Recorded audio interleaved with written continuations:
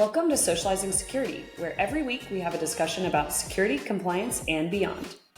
Our goal is to learn and grow by socializing each week's topic with each other, our guests, and with you.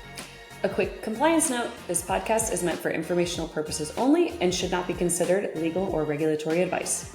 We're glad you've joined us, and we hope you'll learn along with us.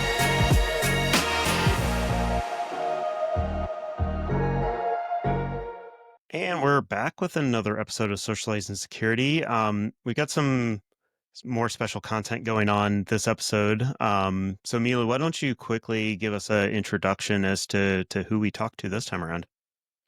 I'm really excited that we get to have a special edition episode with Doug Landoll. And I'm looking at Doug's LinkedIn right now, and I have a really fun way of how I met him, and I'll get into that. But just of who Doug is, he is quite a superstar in terms of his level of breadth and talent and the words that you can use to describe Doug. He is a best-selling author. He is a CEO, an executive. He's a small business owner. He has worked in cybersecurity for a very long time. I think he now says that he's got 35 years as an information security professional working with intelligence communities, performing risk assessments for NATO, the CIA, IRS, and other government agencies and Fortune 500 companies. Just like super freaking impressive. Yeah. I was fortunate enough to meet Doug at a networking event actually about a year ago. It was just a local community event in Austin. It was my first time ever going to this particular event. I think I've mentioned it before. It was at Innotech.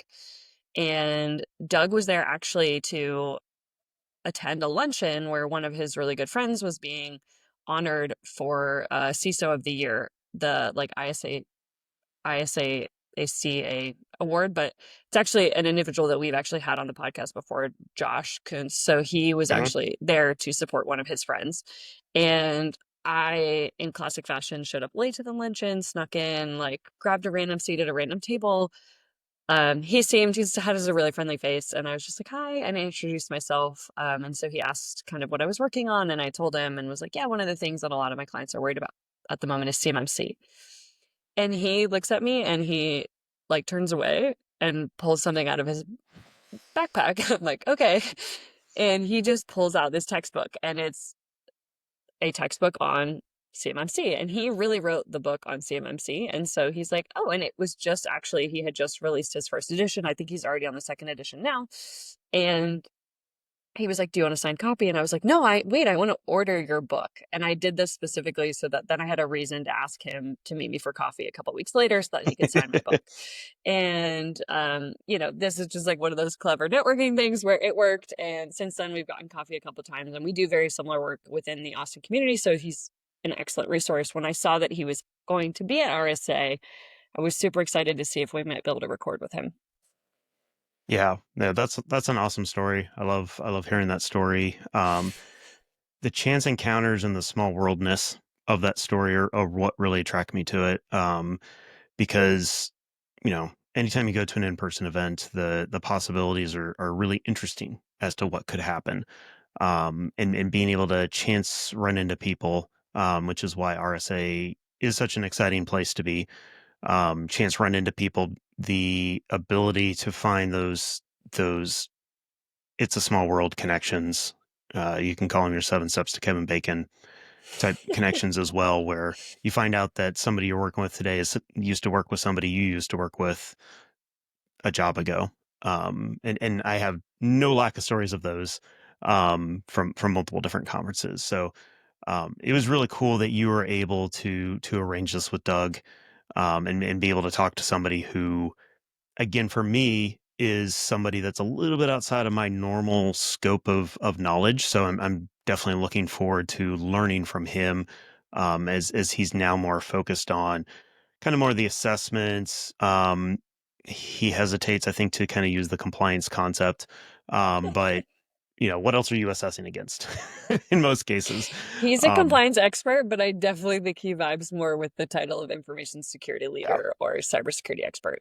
He and I talk the same talk, and we do very similar work. So, we vibe on what security assessments are looking like these days and what it looks like to be somebody who's doing internal reviews for companies' risk assessments or working with external auditors. So our day-to-day work looks very similar, and whether or not he's happy to say he's a compliance leader and expert, whether or not our InfoSec, I'm good with whatever. Regardless, Doug is super impressive, and he's also just a lovely human being and just a great person to be around. So I was super grateful that I got to meet him at that event, just off chance, just happened to be the right seat at the right table.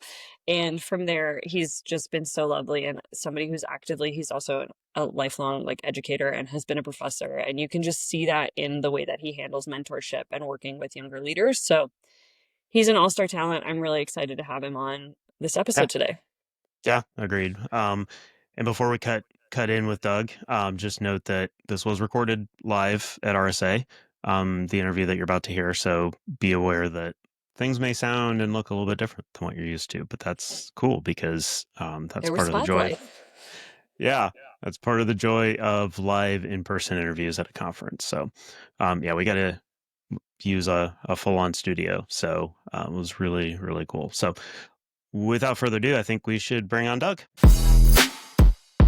And we're back with Doug. Doug, thanks for joining us for Socializing Security. Why don't you give the audience a quick understanding of who you are and kind of what perspective you're bringing here? Absolutely. My name is Doug Landoll. I've been doing cybersecurity for over 30 years. And I think people are either on the build it or the check it side. I'm a check it. That is compliance, assessments, testing. I've written several books on the subject, Security Risk Assessment Handbook and the CMMC Assessment Handbook, as well as a policy book and a few others. And that's kind of where I built my career in cybersecurity, and that's where I really like to stay, is in assessments. Yeah, that's a fun place to be, for sure. So as you are in those assessments, you're helping customers kind of understand what they should be doing, why they should be doing it. Obviously, preparation is a big part of cybersecurity. And so as you're working with them, like what are the things that tend to make them prepare best? Like, do you focus on the compliance side and say you got to make sure you meet these things and then you can grow from there? Or do you usually go with them kind of more directly to the true cybersecurity that maybe goes beyond that? Sure. I think it might be useful to differentiate between an assessment and compliance. An assessment is just a view of controls to see how effective they are. A compliance is a view of controls against a regulation. So let me address against a regulation. How someone can prepare for that, they have the answer sheet. You're trying to be compliant with NIST CSF or PCI or CMMC. You have the exact same list of controls that I do. So preparation is really, you've been building your program against those controls. And you should have those evidence, those controls, those settings, and it should go rather smoothly. Yeah. So what usually goes into making it a good compliance? Like what makes for a good assessment? Yeah, I think assessment can get a bad name. People call it a checkbox. Yeah. No one likes to see auditors coming. And therefore, it's not integrated with strategy. If you do integrate it with your strategy, that's where it gets good. So if you're building a cybersecurity program, part of it, one of the controls is to have an independent review of yourself, because we know that just human nature, forgetfulness, mistraining, lots of reasons, controls we wanted in place are not in place. So this should totally be part of your strategy, is have this independent review. If it is, now it's not a checkbox. Yeah. It is a control. And few enough assessments that I do are actually that realm. And I would say those are set apart as the good assessments. Yeah. And I'm assuming a good assessment is going to highlight actionable things for a customer, things that they really need to focus on or that were missed, if you will, in whatever policies, procedures, systems that they set up. I guess, how do you help them kind of guide them to that solution at that point then to say, okay, you need to have this thing in place in your environment, or develop this kind of policy, or put in this training program? Is that a part of what you do as well? Yeah, absolutely. Those would be gaps, right? So you go in and you assess and you see something that's not there. Those are simple enough, right? You don't have an incident response policy, create one. I don't like to stop there. Simply just having one doesn't mean it's a good one, doesn't mean it's an effective one, and doesn't mean it's going to lead to better controls. So what I like to do with my customers is one, understand their environment and their mission. And then when I see a gap, make a suggestion where that gap is much more complete in terms of recommendations. So build an incident response policy that addresses these concerns, that involves these teams, that would have handled the incidents you've had the last 3 years, for example. Yeah, and it's not just a matter of trying to solve for the past, but also look to the future. What other things could get in there, and make sure you're trying to do both at the same time. Yeah, absolutely. So one lesson we can take is what has happened in the past, and that's the easy one. The one you're referring to is what would not surprise you. Yeah. I mean, if you haven't lost a laptop yet, this is foreseeable. If you're a doctor's office, someone's going to email the wrong patient. I mean, we know these things are going to happen. And then let's stretch a little farther. It's likely, or at least possible, that you have an insider who is working against you. Mm-hmm. If so, how would you find them? What would you do? Just a couple of examples of things that are foreseeable. A lot of that stuff is obvious in hindsight, but if you think about it a little bit ahead of time, you can usually figure it out ahead of time.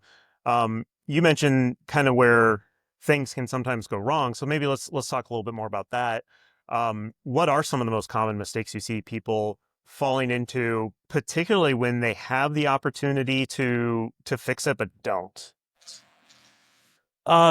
Two big areas. One is just templates. A large part of compliance is policy, procedures, standards, etc. And many people, not knowing how to start, solve what I call the blank piece of paper problem with a template. And I think that's great. It's a good example of the depth that you need to cover, but do not just throw your company name in there. Because it doesn't work. People won't follow it. That's a big ineffective way of doing things. The other thing, and I get kind of excited about finding these things, is when you find gaps that I don't want to just echo close it. For example, your server hasn't been patched for 30 days. Your policy says it should. It's been 45. Easy compliance fix is patch your server. Yeah. However, I could come back in 3 weeks, and what's the likelihood that another server hasn't been patched in 40 days? Yeah. We haven't solved the problem. We've just glossed over it. So I like to do the root cause analysis, and it takes a bit of going deeper. Why wasn't the server patched? Or actually, was the server patched and now it is unpatched? Maybe someone did a backup over top of it. So try not to assume anything and ask the questions and find the cause, and then make that suggestion of how do we fix the overall issue. Again, it goes back to planning ahead and thinking about what could be going on, and not just assuming that just because you put a law in place with no way to enforce that law doesn't mean that people are just going to do what the law says. Right. You need to spend some time to ensure that the proper departments have been created and the proper enforcement techniques are taught in the environment, so that you don't just keep doing what you're going to do. And what kind of culture is it, right? We see all sorts of businesses out there. Some are hero cultures where we encourage people to think outside the box, which is great, but work outside the process might not be. Yeah. And there's a big difference. Now, we can get those kind of organizations secure and compliant. However, there's a bit of a culture change, and we can still foster creativity, but there are some things that you just don't do. Like, this is the way we promote code, because that's really important. But, we can be loose on other things. Yeah. Have there ever been environments where you walked into and say, whoa, this is a huge mess and this is going to take some undoing? Like, you don't have to name names. By no means do I expect you to shame anybody, but curious if there are telltale signs that maybe some of our listeners could actually look out for themselves to say, yeah, we've got a problem like that? Yeah, my mind is racing with all the different signs there are. But, I don't actually come in and get an impression that it's a mess. I get an impression that I'm not going to be able to conclude a lot. For instance, they have zero policies whatsoever. 60% of the compliance effort might be on policies. So on one hand, it's a very easy assessment for me to do. On the other hand, I'm not very useful to them. Yeah. So I don't know what your environment looks like. I don't know what your procedures are. I don't know what the responsibilities are. So I know I have to shift from reviewing policies to increasing interviews and doing follow-ups.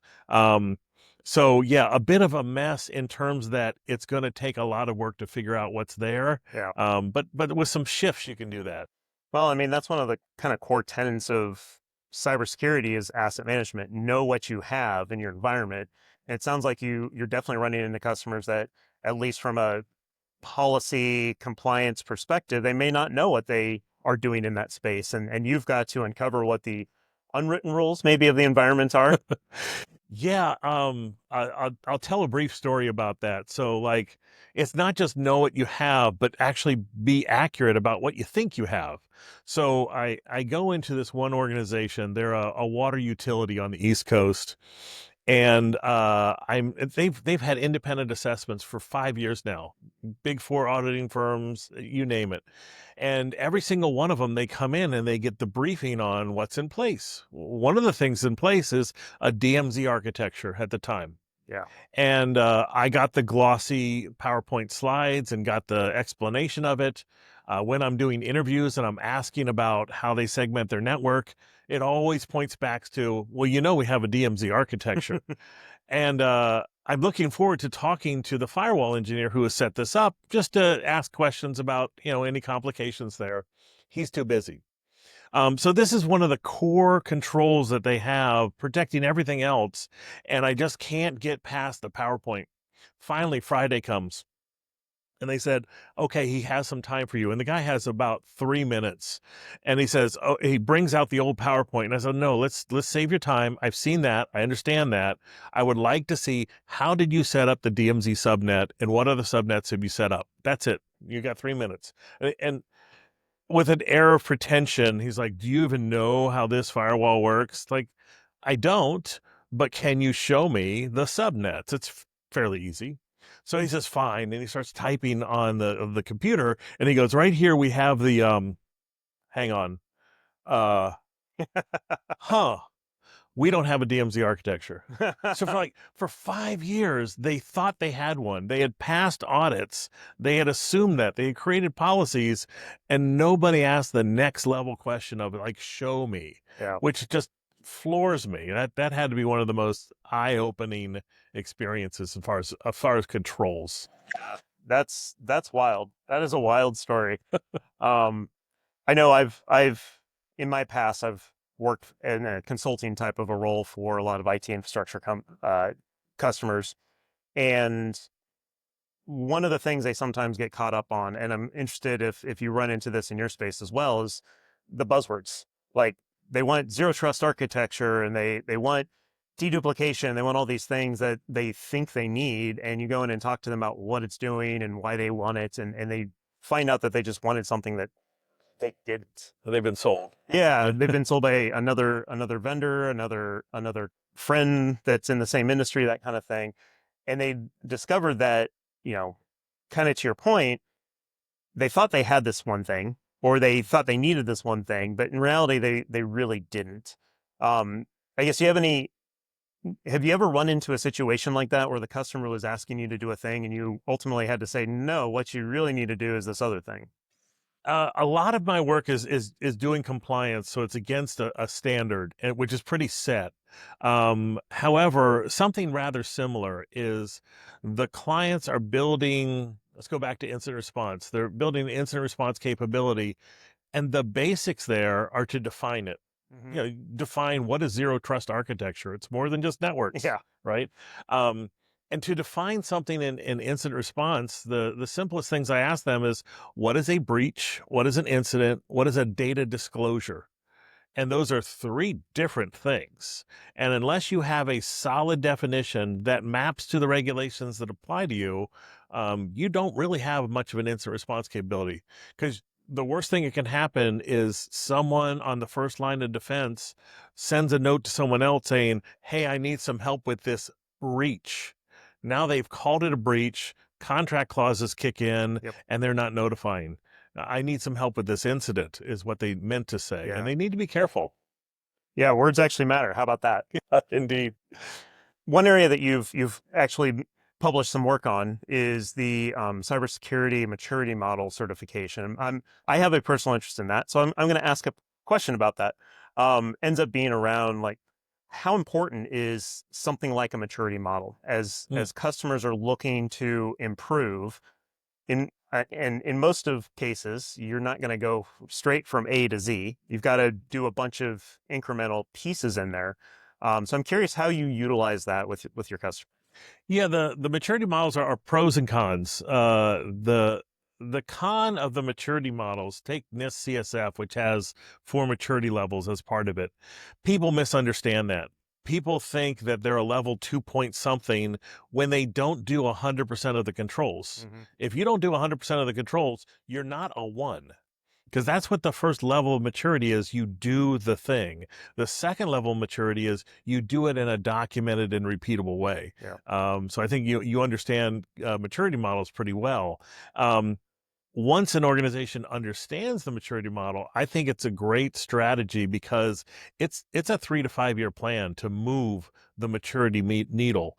And there's always this element of all maturity models that I know of continuous improvement. Yeah.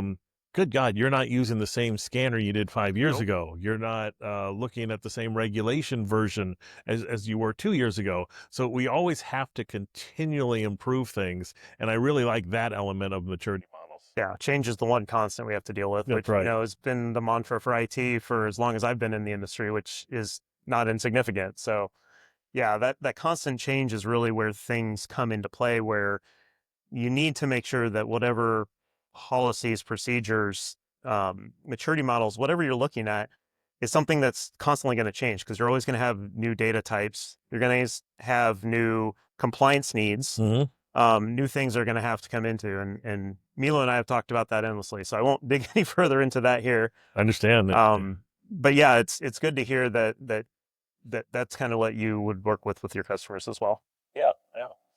Cool. Well, I think as we kind of wrap up here, I'm going to ask the question that Mila normally asks, but since she's not here, I get to ask it this time for the first time in almost a year, which is as a technologist, as somebody that looks at these environments, privacy and security are two things that oftentimes are put out there as our goals. We want to keep our stuff private. We want to keep our stuff secure. And Milu's question usually works around the topic of, is the fight for privacy dead, or are we just in a fight for security now? Like, where do you fall down on in between those two on whether we can assume we have privacy anymore, really? It's an interesting distinction, and I'd be interested in anyone's definition of it. But my definition of privacy is it's the application of confidentiality on your data. So if you don't have security, you can't possibly have privacy because you're just asking me to secure something. Yeah. So the fight for both are alive. The fight for privacy follows your care. How much do you care if your information is kept private? Now, in my doctor's office, I care a lot. Yeah. And the HIPAA regulation kind of had to push on that. But there's plenty of lawsuits out there that most doctors and other places that handle that information are likely putting good security controls on it. Not all the time, but likely. With other things, like, do you care if someone takes down your phone number? They want to take it to give you a white paper. Yeah. Or do you care how they track you for the new version of the software? Most of us click through stuff. Yeah. So I think the fight for privacy is as dead as we allow it to be. Because I think there's a lot of information that is confidential to us that we don't care about, and we just push aside any kind of attempts to secure it. Yeah, that's very similar to conversations Milo and I have had where, um, everybody's privacy is different. Everybody measures privacy and their need for privacy to be very different. Um, and it sounds like you're echoing that even in an organizational or company manner, is I think that so. they all need to measure it based on the data that they have and the needs of their customers. Yeah, absolutely.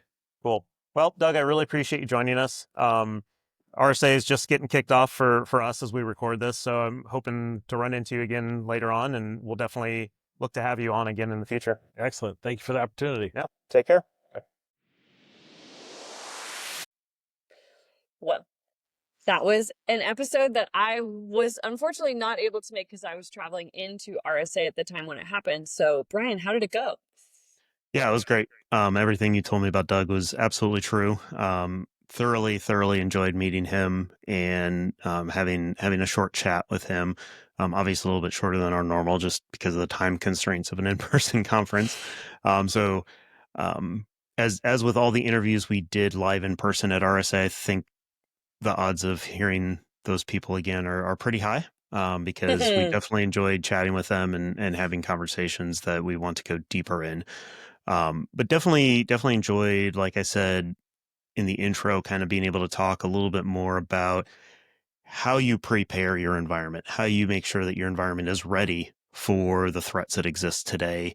Of course, compliance is the beginning of what you should prepare, but is far from where you should end up at, and making sure that not only are they going to meet the needs of today's cybersecurity, but also, organizationally, and making sure that they fit with the organization that you have to work with, because you've got to make sure everything's connected together appropriately in that way. Yeah, I mean, Doug is just a superstar. So he just has such a wealth of knowledge, and it's always lovely when, it's really great for me when I get to chat with people who know what I do at work. That's Mhm. like rare. When a lot of people don't know how I spend my time or what I do for work. So, having somebody like him who really understands, what it means to get a company through a new security assessment, whether that's a SOC 2, a CMMC, ISO, or any of the big heavy hitters, NIST. He pretty much covers them all, which is so cool. He has just a very structured way that he handles these assessments. He's been doing them for many years. He has been working on his own for a long time at this point, has a formula that works for his clients. And it's inspiring to hear because he really has a pulse on, in the same way that it's something that comes up for me very often with organizations, is what is the market currently demanding in the security space? So because a lot of these attestations, security assessments are voluntary, or, they're voluntary in the sense that in the US, we're not necessarily regulated to the same level as we are in certain other countries. So they're voluntary in the sense that customers are usually demanding or asking for them within their contracts with their technology providers.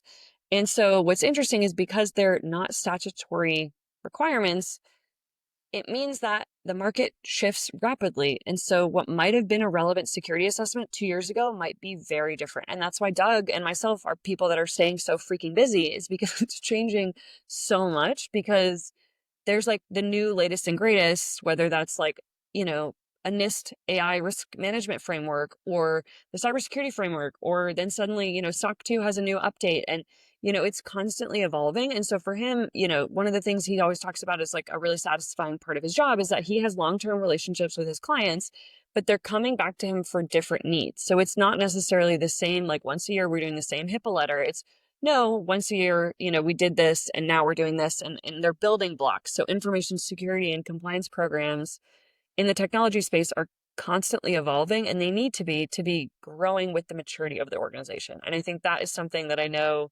is one of Doug's like passions. And it's also conveyed in the fact that he writes like incredible textbooks for fun on the side. That's like part of how he fuels his brain and his Yeah. intellectual curiosity, is he's an author.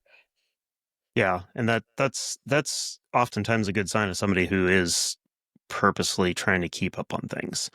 Um, you mentioned maturity, and that's another area that we did touch on around the CMMC specifically, but just maturity in general. Like, people or organizations need to constantly evolve because the landscape is constantly evolving.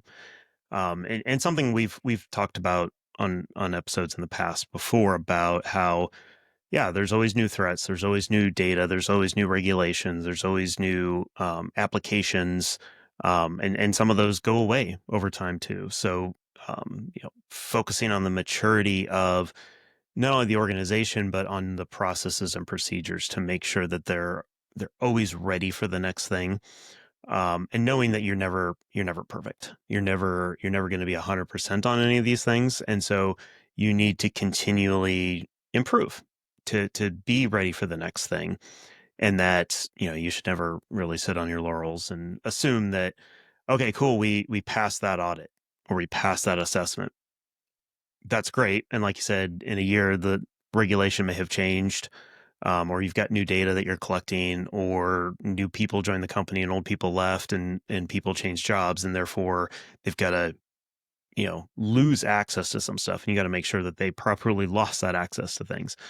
All those things change year over year and do require regular assessments that do make this a not one and done situation. It's a one with, okay, you've got a bunch of stuff to improve. None of these are going to cause you to failure your assessment, but these are things that you should improve for next year. And you come back next year, and now you can focus on, are they continuing to do the things?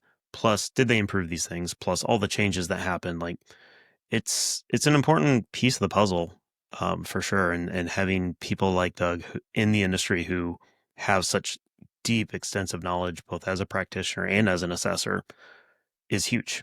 And so, yeah, that's being able to talk to him was definitely a great joy, for sure. Yeah, I hope it's a conversation we can continue later on, just because he does have such a breadth of knowledge and he's a wonderful human being. Were you able to? I ended up getting to see Doug and chatting with him one-on-one, which was lovely at RSA. So he was definitely on my list of people that I had to see while I was there, even though I, have the pleasure. I live in the same city as him, but it was fun to be able to see him there. Were you able to connect with him at other events? Did you make it to his whiskey tasting? I did not. Okay. Unfortunately, it was already full by the time, or the registration was full by the time I found out about it. Well, one of Which, his books that he has is he also does a true whiskey tasting. So that was one of the things yeah, that I took away from my husband from RSA was he actually Doug gave us a copy of the whiskey tasting book because I wasn't able to make the event. But yeah, I'll have to go look for that one specifically, and use that as, to your point, networking. Use that as an excuse to connect with him, at the next event or offline or whatever that might be, because that is a joy of mine as well. yeah, you have that in Um, common. yeah, yeah, and I also ended up with a bunch of other stuff to do at that same time, so it kind of worked out for the best. But yeah, we talked a little bit before the interview, talked a little bit afterwards.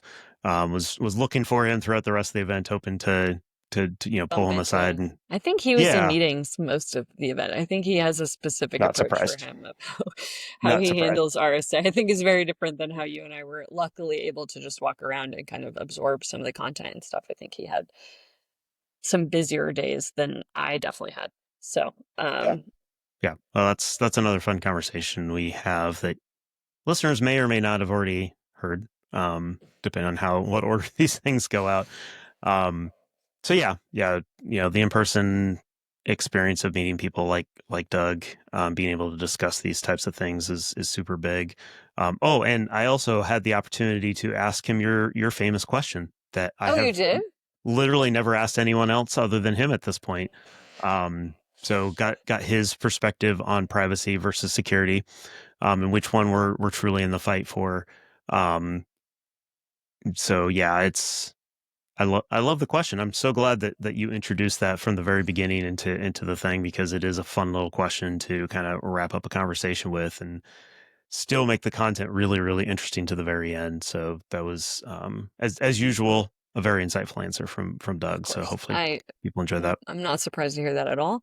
And also, congrats on doing your first live recording. That was your first one for the Yeah. podcast and the first one that, I wasn't there. So you had the first, and then I got to join you on another one that will Yeah. release here shortly. So Yeah. Series of firsts, which, we've probably already discussed before people hear this one. So yep, that yeah, was either way, the it was exciting. first official in-person one. So All right. lots of Well, good stuff. thanks again to Doug for joining us at Yeah. RSA and socializing with us on socializing security. Yeah, we hope everybody enjoyed that, and look forward to your feedback at info@socializingsecurity. Take care, everybody. Thank you for joining us for another episode of Socializing Security. We hope you learned a thing or two with us. If you'd like to continue socializing with us on this topic or have feedback, we'd love to hear from you on LinkedIn or social media. Just search for Socializing Security. Or you can email us at info@socializingsecurity.com. Until next time, stay social and stay secure.